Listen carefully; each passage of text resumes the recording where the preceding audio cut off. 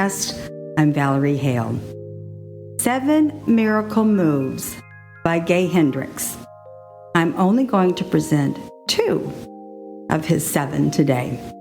The first one is stay in the question. What does that mean? Gay Hendricks wants us, when we are faced with a situation or a challenge for which that doesn't seem there's an answer, and you're not going to get an answer when you stay in the question. What is going to happen when you stay in the question, and it sounds like this. I wonder how I can achieve more financial stability so I can improve my life. How can I create more time freedom without having to make myself crazy? What happens here is you are presenting a question to the universe. You're putting it out there in order to get ideas. And that's what's important about this, is you want to get ideas. You're not going to have an answer to any of these questions. Don't expect an answer. Expect ideas. Gay Hendricks says you're going to have to practice and experiment. And he believes that one of the best ways to open yourself up to ideas is to get outside, go for a walk, be in nature, go to the woods, go to a lake. Just get out there away from the 4 walls. The next miracle move that he talks about is a 3-in-1 combo. This is jet propelled in 10 seconds to help you achieve your better results. And this is really important when you have a confrontation or a challenge with siblings, your spouse, even your supervisor. These techniques will really help you gain empowerment and not feel like a victim. The first one is to say in the situation you're in, I claim full responsibility for creating this situation, my responsibility in this situation. What this does is it opens the door for your other person who's involved to also join in and claim responsibility. This empowers both of you, whatever the situation is. When you say to someone, I claim full responsibility for my part in this situation, many people want to respond and say, oh, I knew you were at fault. That's not what you're doing. You are taking responsibility for the part you play in a misunderstanding or in a situation. That's the first part of the 10-second move Gay talks about. The second part is taking ownership. It sounds like this. I must have a need to confront my brother every time he talks about mother's death. Something of that sort. You're going to say to yourself, I must have a need. Again, you're posing a question to yourself. It's a wonder. It's a situation where you want an idea to come to you, and you're looking at your emotions, which are involved in this challenge. The third part, take responsibility for the intention and say to the person, I am taking responsibility for a favorable outcome. That really softens the situation. And again, it empowers you. We're not looking at a situation for you to feel powerful.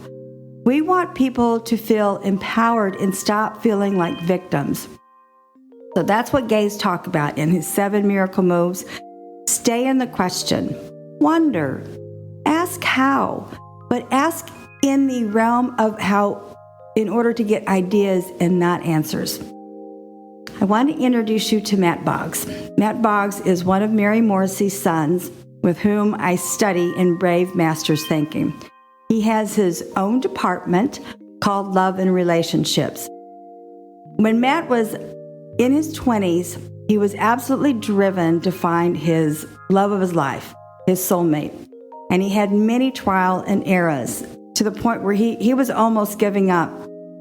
He was with his grandparents one day, and after 60 years of marriage, they are still holding hands. And they're walking away from him, and he looks at them and he says all he could see was this aura of love around them. And he said, I want that. He had that image in his mind. And then he and his best friend got this crazy idea to take a RV, travel around the United States in search of America's greatest marriages. All these things fell into place. They really didn't know what they were doing. They just knew that this was something that two single guys wanted to experiment. The RV was actually given to them, donated. They were donated fuel and travel expenses, so we knew this was going to happen. What culminated from that adventure was a book, but also his whole career of love and relationships. Matt does what I call a hilarious segment on how men and women think, the differences, and communicate. What is so funny about this is he talks about men's minds are, I always screw this up, compartmentalized. There you go. And they have rooms in their mind, even an empty room, yes. They go into the empty room when they're trying to relieve stress, or when they're just relaxing, or when they just don't want to think any longer. They have the work room, as in the office. They have the social room. They have the family room. And each one is, you have to leave one room in his prognosis to get into the other room. And this is not instantaneous. And this is one of the reasons men and women have issues communicating.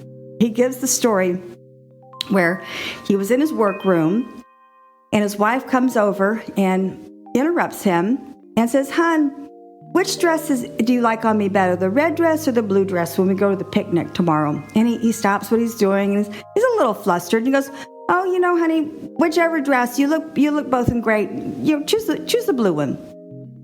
"Okay, thanks, honey." She goes back and does her thing, and he goes back to work, and he's a little disheveled because he had to leave his work room. She comes back in a few minutes, and she says, "Honey, Mom wants us to come over at 2:00 instead of 4 because she needs help setting up for the picnic."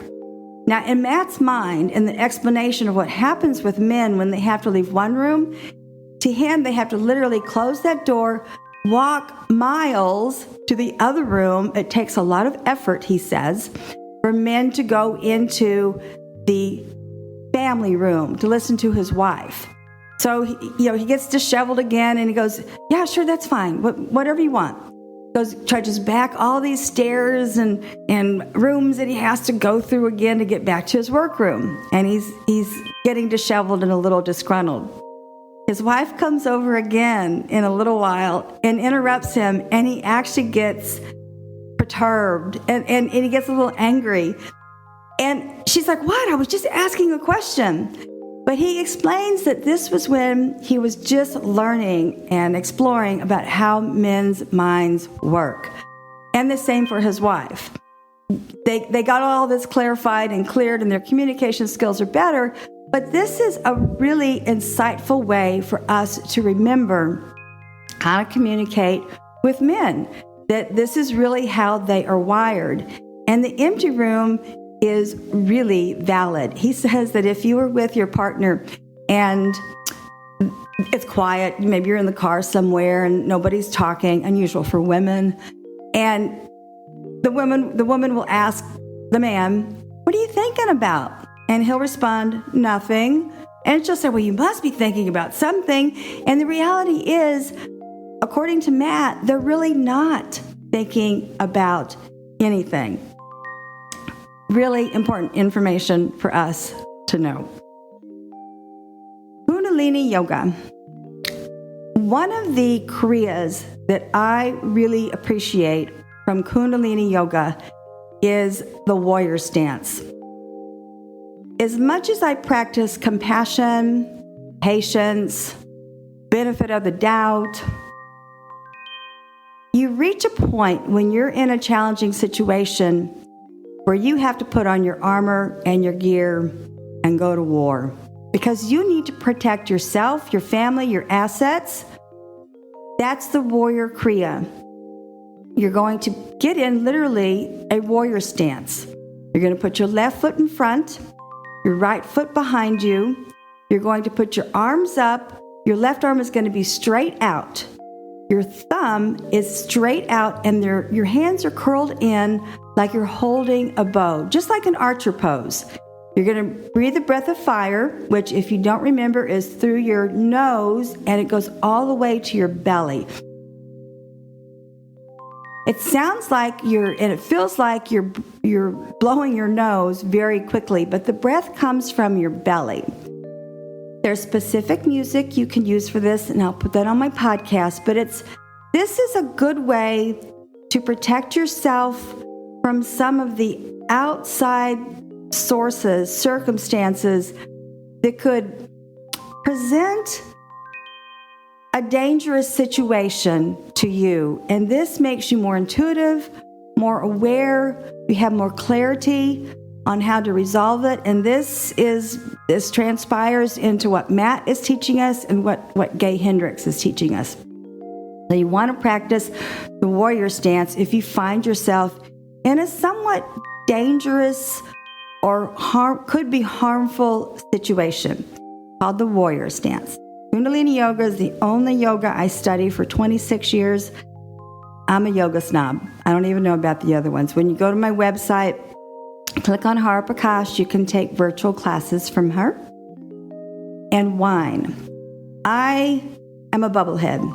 I prefer the costlier champagnes, Billecart Salmon Rose, Krug Rose. There is a very difficult champagne to find from Prie, and I have been to all of these places.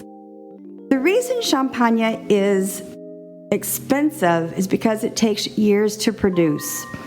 Once it is actually put in the bottle, it stays that way for a year or two, and then they have a master riddler. Although some houses are using a machine nowadays, generally they are hand riddled, and what that means is they're turned so that the sediment at the bottom of the bottle is actually creating the flavor of the champagne. Now, after a while, that's disgorged, and that's a whole process we don't need to get into.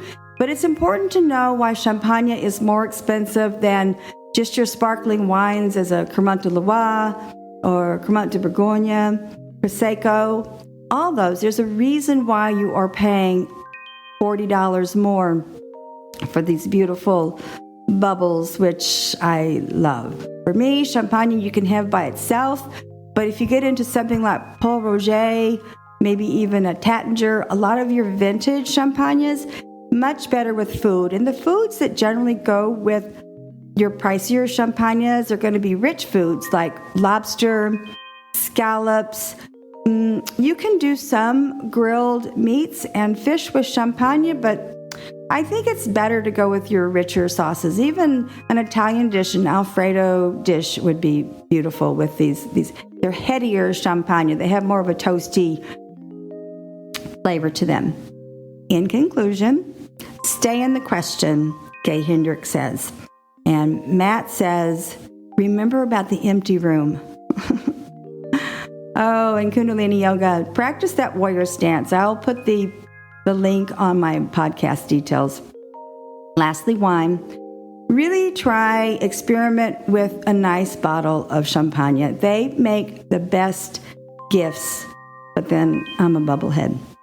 In conclusion, I'm not a life coach. I'm not a consultant. I produce this podcast to help hundreds of people every day around the world. Merci et au revoir.